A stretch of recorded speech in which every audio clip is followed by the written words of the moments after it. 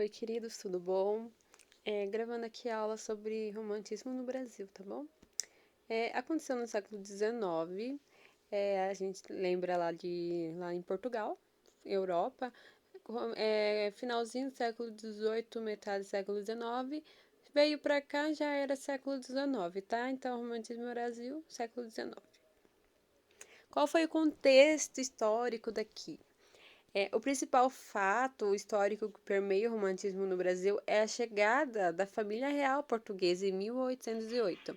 Lembra que o Dom Pedro ele renunciou o seu trono aqui no Brasil para conseguir o trono lá em Portugal por conta daquelas guerrinhas que estava tendo. Eu falei isso lá em romantismo mesmo. Aí a família do irmão dele veio para cá. E isso foi de muita atributo para o Brasil. Porque chegou uma modernização nova lá em Portugal, era uma era moderna, que não tinha tanta coisa aqui, né? Aí começou uma modernização. O que que veio para cá? Veio imprensa brasileira, a criação da imprensa e a construção do Museu Nacional. Aquele museu que foi incendiado em 2018. Não sei se vocês lembram, mas foi bem bafafá, todo mundo postando. E teve o início da independência do Brasil, mas foi mais para frente. As características do romantismo no Brasil não é tão diferente do romantismo lá em Portugal.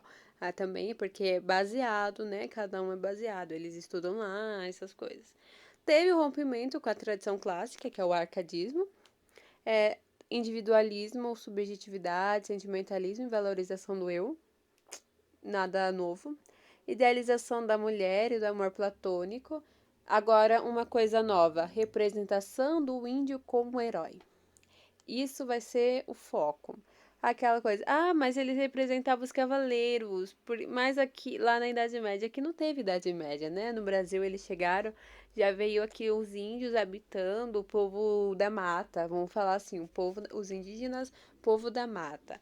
Então eles vão retratar o índio, o indígena, como um herói, porque ele é o passado, né? Fuga da realidade, nacionalismo, exagero, vamos falar exagero, mais fácil. Nacionalismo exagerado, beirando ufanismo, é o orgulho, aquele orgulho de ser brasileiro. Eu sou brasileiro, com muito, essa coisa. Também o romantismo foi porque como aumentou o nacionalismo, o orgulho de ser brasileiro, também foi criado o hino nacional e essas coisas bem patriota mesmo. Religiosidade também voltou ao teocentrismo, mas sem tanta presença assim, sabe, na literatura. E o mais importante, exaltação da natureza. Aí, o romantismo no Brasil vai ser separado em duas coisas, em prosa e em verso. O verso é uma poesia, tem maior liberdade espacial, com linhas preenchidas irregularmente. Então, poesia, aquela coisa com ritmo, tem um som bem ritmado, não tem, tipo, do começo ao fim, não é escrito assim, é escrito no meio. Todo mundo imagina uma escrita de uma poesia, igual um poema, né? A prosa, que é o preenchimento regular das linhas e de uma margem a outra. Um livro normal é uma prosa, tá bom? Um romance, um livro, é tipo assim, vou comprar um livro, aquele jeito, aquela forma de um livro é uma prosa. Romantismo em prosa, primeiramente. O romantismo no Brasil coincide com a chegada no país da imprensa, lembra? A família real trouxe a imprensa para cá. Isso significa que a partir de então foi possível publicar jornais e livros no Brasil, tornando a produção cultural mais barata e, consequentemente, mais viável. Uma das principais formas da publicação utilizadas na época era o folhetim, uma técnica de escrita e divulgação de textos literários, em geral romances e novelas, por meio de jornais e em partes. Dessa forma, a cada edição do jornal havia publicação de um capítulo da obra, tal qual observamos nas telenovelas ou séries contemporâneas. O que isso quer dizer? Então surgiu a imprensa e lembra que eu falei pra você que o pessoal começou a ser consumidor lá em Portugal, porque lançava, tipo, no jornal um trecho de Amor de Perdição lá em Portugal. É aí, vamos supor que Amor de Perdição tem 40 capítulos, vai ter 40 exemplares desse jornal que vai ter falando sobre esse livro. Então eles vão acabar comprando. A mesma coisa vai ser aqui no Brasil. Vai lançar, os autores vão lançar seus livros e as pessoas vão comprar. Então, cada capítulo daquela mesma forma.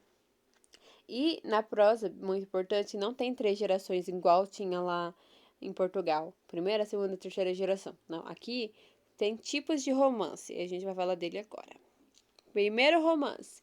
Romance indianista. O nome próprio já fala algo relacionado ao índio. Surgiu como herói que representa o país, o nacionalismo. Sua vida, cultura e costumes são apresentados em uma narrativa que remete à valorização da natureza e à paisagem brasileira.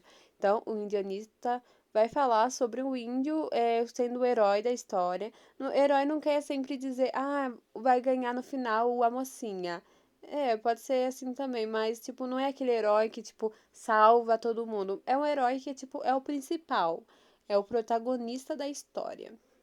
É, Aí ele vai contratar, vai falar sobre a cultura, os costumes da época, vai voltar na época passada, aquela época do quentismo, lembra lá. Exemplo, o Guarani. Cessi é a bela princesa loira e pura, filha do nobre Dom Antônio de Maris. Por ela se apaixonam três homens: Loredano, Álvares e Pere. Loredano, que na verdade é o Frei Ângelo de Luca, é o grande vilão do romance, e a sua paixão por Cessi não passa de um desejo sexual. Em contraste a Loredano está Pere, o índio e grande herói da história. Seu amor por Cessi tem tons de sagrado e ele a vê como uma imagem da Nossa Senhora. No meio desses dois opostos encontra-se um nobre cavalheiro Álvaro, que ama Cessi de forma respeitosa e a vê como uma futura esposa. Lindíssimo, eu super torço por Álvaro. Mas o principal da história é o Peri, então provavelmente ele fica. Eu nunca li o Guarani, mas quem se interessar em saber esse final pode ler. É legal. E Iracema narra a história de um amor improvável entre uma índia e um colonizador português, no início do processo da colonização efetiva da costa brasileira no século XVII. Depois desse amor nasceria o primeiro mestiço, nasceria o primeiro mestiço, símbolo de uma nova raça, que seria o povo brasileiro, de José de Alencar. Os dois contos são de José de Alencar, gente, grave esse nome, José de Alencar. Então, vocês estão vendo que vai falar sobre o índio como o herói. Aqui no Iracema, a Índia vai se apaixonar pelo colonizador, vão ter um clímax e vai ter o primeiro mestiço. Mas isso não é coisa. Mas então, você vai na decorrer da história, vai falar sobre a vida do índio, os hábitos dele e essas coisas. E o romance não pode deixar de fora. Segundo tipo, romance histórico. O romance histórico abordava costumes de épocas passadas. Muitas vezes o romance era uma espécie de relato que misturava ficção com realidade. Desse tipo de romance destacavam-se aquela coisa: mas no passado não era o indianista? Sim, o passado também é o indianista, mas o romance histórico ele vai falar de um passado um pouquinho mais recente, que mistura a ficção com a realidade. Tipo, a mineração. Lembra dessas coisas. As minas de prata. A fortuna prometida pelas lendárias minas de prata de Romero Dias teria o poder de decidir o destino da colônia. No entanto, para defender o Brasil e o grande amor que sente por Inês, Estácio, filho de Romero Dias, teria que resgatar o roteiro das minas, tal roteiro que fora deixado pelo pai de Romero Dias, Moribeca, antes de morrer. Então, é uma coisa bem tipo, parece ficção, né? Uma coisa de ação. Então vai ser ficção com realidade, né? Vai ter aquela pegada, tipo, meio inventada, mas com uma coisa real. Então, Minas de Prata, então é aquela coisa da mineração, foi a falada aí. Então, é uma coisa voltando para o passado, mas inventa alguma coisa para ser mais ação, mas ser mais interessante. E tem a Guerra dos Mascates, a luta após as famílias proprietárias de engenhos do interior que viam como desconfiança as propriedades de Recife. Os habitantes de Recife residiam os mascates, como eram designados os comerciantes portugueses, resultando forte animosidade. Também os dois são de José de Alencar, lembre que ele é muito importante. Aqui a mesma coisa, vai falar sobre uma desconfiança, a pessoa querendo propriedades, essas coisas, gente. Então, mais com uma ficção, podemos dizer que é um livro de ação aí, um livro de ficção científica, mas sendo real, sabe? Histórias reais que aconteceram mesmo. Bom? E agora o terceiro tipo, romance regionalista. Geralmente se passava em ambiente rural, interior. O objetivo era mostrar costumes, valores e cultura típica de uma região, trazendo à tona a diversidade brasileira. Nesse tipo de romance era comum a representação do povo sertanejo e dos costumes do sertão. São exemplos do romance regionalista: Inocência, de Visconde de Taunay. Inocência, a história de amor impossível envolvendo Cirino, prático de farmácia que se promoveu médico. Inocência, uma jovem do sertão do Mato Grosso, filha de Pereira, pequeno proprietário típico da mentalidade vigente entre os habitantes daquela região. Então, o regionalista vai falar sobre uma região lá do interior, vai focar nisso, vai focar nos costumes que eles tinham, vai focar eles trabalham na fazenda, eles trabalham lá na roça, então vai focar nisso, vai focar nos costumes, na linguagem principalmente. Então, tem essa pegada. Tem são regionalista, região rural, uma região, uma certa região. Então, raciocinar os dois nomes. E a Escravizaura, de Bernardo Guimarães, onde destacava a linguagem do Brasil rural e seus costumes. Escrito em 1875, em plena campanha abolicionista, o livro conta os infortúnios acontecidos na vida de Isaura, uma escrava branca e educada de caráter nobre, porém o seu senhor era um homem devasso e cruel. Escravizaura tem até novela, então esse livro aqui ele é um pouco mais, posso falar, velho nessa época. Ele é um pouco mais recente indo pro realismo, mas ele é do tipo romance regionalista, mas ele é um pouquinho mais novo, não é tipo ele é um pouquinho, ele não é um começo não tá no começo do romance da cultura romantista, tá mais pro final, tá bom? Mas Escravizaura vai retratar certa região, essas coisas também. E aqui, romance urbano, gente. É bom vocês defenderem. Regionalista quer dizer região. Certa região, interior. Urbano. O romance urbano retratava a vida que ocorria nas capitais, a ascensão da classe média, as relações sociais e morais. Os romances urbanos serviam como crítica aos costumes, revelando o comportamento e interesse da sociedade em determinadas épocas. Um exemplo desse tipo de romance é Moreninha, de Joaquim Manuel de Macedo. A obra retrata os costumes da alta sociedade carioca em meados do século XIX, onde as mulheres tinham seus momentos de flerte nos sarás, bailes e óperas de teatro. Então, aqui vai ter uma crítica aos costumes da sociedade média, aquela sociedade classe mais alta, e vai focar no centro da cidade, vai focar no centro do urbano. Então, na Grande São Paulo, vamos falar assim, mais Grande Rio de Janeiro. Aqui vai ser mais do Rio de Janeiro que vai retratar.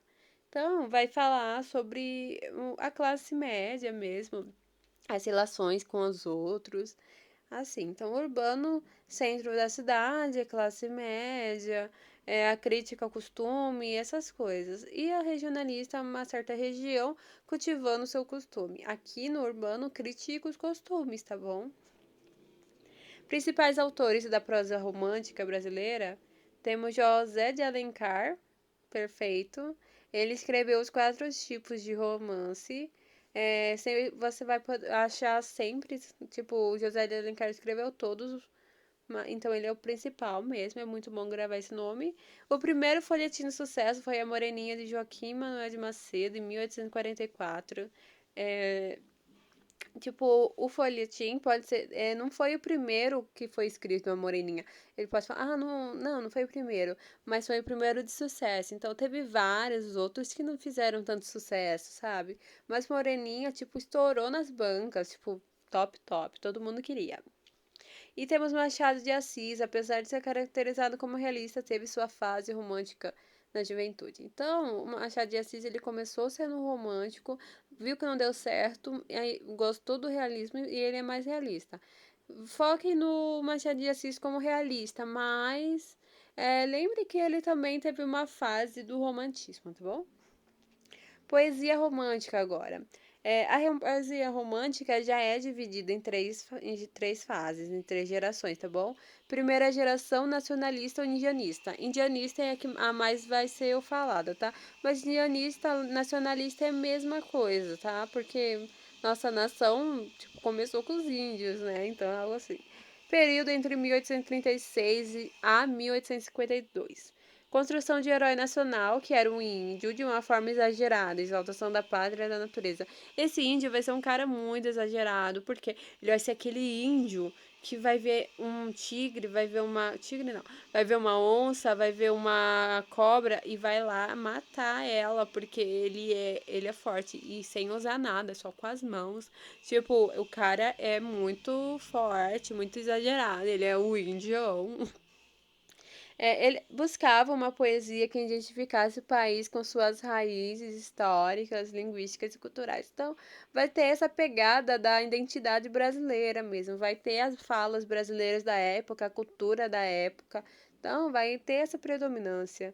O marco inicial foi com Suspiros Poéticos e Saudade, em 1836, de Gonçalves de Magalhães. Ele foi responsável por trazer a primeira geração romântica ao Brasil, que veio com a poesia. E Gonçalves Dias, responsável por difundir a primeira geração romântica. Então, Gonçalves Dias foi o responsável por mandar o romantismo por todo o Brasil. Assim, ele jogou a poesia mó, invadiu todo mundo soube. Aquele cara que espalha a notícia para toda a cidade. E o Gonçalves Magalhães foi o que trouxe. Gonçalves Dias tinha como característica a natureza e saudade entrelaçadas, lamentações pelo amor impossível, anseio e inquietação dão um certo tom de lirismo amoroso e o indianismo. Aí obras poéticas divididas em lírica, medieval e nacionalismo. Então, Gonçalves Dias, ele escrevia tanto lírica como medieval, como nacionalismo. E ele focava bastante na natureza, na saudade daquele passado, no amor, tipo, platônico. É, amor, o índio, vai ter essa predominância. Exemplos da poesia dos dois eu já trouxe essa poesia para vocês quando eu ensinei Redondilha, mas vamos ler aqui de novo. A Canção de Exílio de Gonçalves Dias. Sou fãzinha dele, hein, dessa poesia, eu adoro.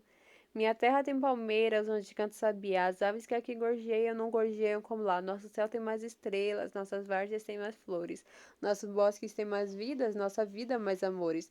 Em cisma sozinha à noite, mas prazer encontrou lá. Minha terra tem palmeiras, onde canta sabiá. Eu sou muito fã, gente. E você vê como que, tipo, ela não tem, como eu posso falar, rima. Tipo, se você achar, você não vai ver rima, mas você vai ver sonoridade, musicalidade, ó. Minha terra tem palmeiras, onde canta sabiá, sabe? Tem música. Então é diferente do poema, poesia. Mas às vezes você pode achar, tipo, como escrito como poema também, mas é poesia, tá, gente? Lembre disso, Gonçalves Dias. Aquela nacionalidade, ó. Nosso céu, ó, tem mais estrelas. Tá vendo aquela pegada nacional? E a infância de Gonçalves Magalhães. Ó, minha infância, ó, a estação de flores, inocência e ilusão alva saudosa. Ainda hoje te apresentas ante mim com a imagem deleitosa de um sonho que encantou minha fantasia ou como a aurora de um formoso dia. Ó da infância, atrativos lisonjeiros, mentirosos afetos, com que prazer amigos passageiros inúmeros na infância contraímos. e quão fáceis após os repelimos de ligeiras palavras agastados.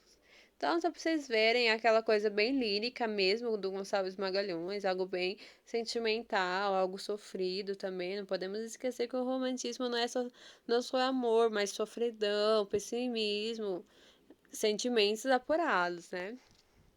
Característica dessa primeira geração: exaltação da natureza e da liberdade, religiosidade, figura do índio, sentimentalismo, emoção, nacionalismo, ufanismo, brasileirismo, linguagem próxima do coloquial. Então, vai ter uma pegada disso tudo.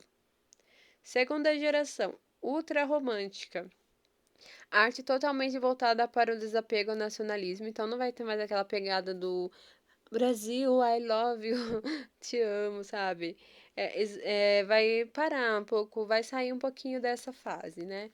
Aí vai surgir a fase da exagero sentimental. Vai ter um exagero sentimentalismo, do pessimismo doentio, como forma de escapar da realidade e dos problemas que assolavam a sociedade na época. Lembra aquela coisa? Então, eles só achavam que a morte levava a dor, tipo, só a morte conseguia acabar com a dor deles, né? Tem a característica, a temática pregada era a morte, né? Aquela coisa. O sonho, o devaneio, aquela coisa que você sonha em ter, mas não vai atrás também. Eles são bem dessas coisas. Ou não consegue, um amor platônico. Mulher era vista como uma figura inatingível, impalmável, vista mais de um plano espiritual do que no material, sabe? Visão negativa do mundo e da sociedade. Gente, eles eram muito pessimistas, então vai ser bem pessimista alguns textos. Vai ter essa expressão, tipo, eles estão muito tristes, eles são muito pessimistas. Sentimento de negação à realidade, conhecida como mal do século. Vocês podem ter conhecida como mal do século, às vezes a segunda geração da poesia pode ter esse nome, tá? Os autores importantes da segunda geração: Álvares de Azevedo. Amemos, quero de amor, viver no teu coração, sofrer e amar essa dor que desmaia de paixão, na tua alma, em teus encantos e na tua palidez, e nos teus ardentes prantos suspirar de laquidez. Sabe, ele vai ser bem sentimental. O Álvares de Azevedo vai ter bastante pessimismo nas poesias que ele vai escrever. Eu não trouxe ela toda, mas se alguém se interessar em ver depois. Mas ele é bem pessimista e ele também tem bastante presença do amor, ele querendo certa pessoa, mas não vai dar certo. Temos Fagundes Varela com obras bem melancólicas. O Cassimiro de Abreu, ele trabalha com temas como saudosismo na infância, mas com tristeza. E o Junqueira Freire, um pouco menos importante, mas também fala sobre a morte. Eu não trouxe de todos, mas é porque eles são meio parecidos, sabe? Aquele pessimismo, assim, sobre escuridão na vida, querendo morrer, essas coisas. Aí temos a terceira geração, social, liberal, condoureira. Tanto faz se você escrever, tipo, em uma prova. Qual é a terceira social? Tá valendo, tá? Social, liberal ou condoreira. Esses três nomes estão valendo. Surgiu por volta de 1860. Essa geração trouxe uma poesia com caráter social. Seu foco eram as temáticas de cunho social e político, influenciada pela realidade da época em que as ideias abolicionistas e republicanas surgiam. A poesia dessa fase refletia esse sentimento. Então, é um pouco mais indo pro realismo, né? Eles tinham um caráter bem social mesmo, então eles queriam ter essa pegada social. Não tem mais aquela coisa, sentimento, não, não, não, não. Não, agora eles são muito sociais, políticos, eles querem a realidade. E mudando um pouco de foco, mudando o foco do eu, mudando o foco do eu, sabe? Não é mais um eu lírico, agora é a realidade social. A poesia da terceira geração foi na contramão da segunda, diferente das gerações anteriores que trouxeram uma poesia idealizada, carregada de exagero. A terceira geração romântica adotou uma postura mais crítica e uma poesia mais liberal. Aqui estava tendo abolicionismo, as coisas republicanas, então vai ser vista na literatura essas coisas, tá? Vai ser bem importante tudo isso. Então, vai ser uma pegada bem mais social mesmo do que está acontecendo. Os principais autores da terceira geração. Principal nome, Castro Alves, o poeta dos escravos, com o navio negreiro. Eu postei lá um vídeo para vocês verem. Assistem, gente. Eu acho muito legal, tá? Sobre o livro do navio negreiro, a poesia do navio negreiro. Ele vai estar falando, tipo. Ele é um poeta dos escravos. Ele é, tipo, total a favor da abolição. Tipo, eu acho muito legal. E outros poetas como São Andrade e José Joaquim de Campos Leão também. O final do romantismo é um final. A terceira geração pode ser um final do romantismo para um processo de transição para o realismo, tá? Então, obrigada por assistirem até aqui. Outra coisa para vocês, tipo, também terem em mente, a prosa e a poesia, elas aconteceram seguidamente, tá? Não foi tipo, uma acabou e outra começou. As duas surgiram juntas, só que um ali escrevendo poesia, um aqui escrevendo prosa. As duas eram postadas, as duas eram lidas, as duas eram bem conhecidas, tá bom? E no final de cada uma é pegada mais uma coisa mais crítica, mais social, porque é chegado o realismo, e aí na próxima aula a gente vai falar sobre o realismo e vocês vão ver como vai ser algo bem realista mesmo, vai ter o fator da sociedade em si, os valores, essas coisas, sabe? Obrigada, façam lá os exercícios, gente, muito importante. Qualquer dúvida me chamem e sucesso, tá? Beijinhos.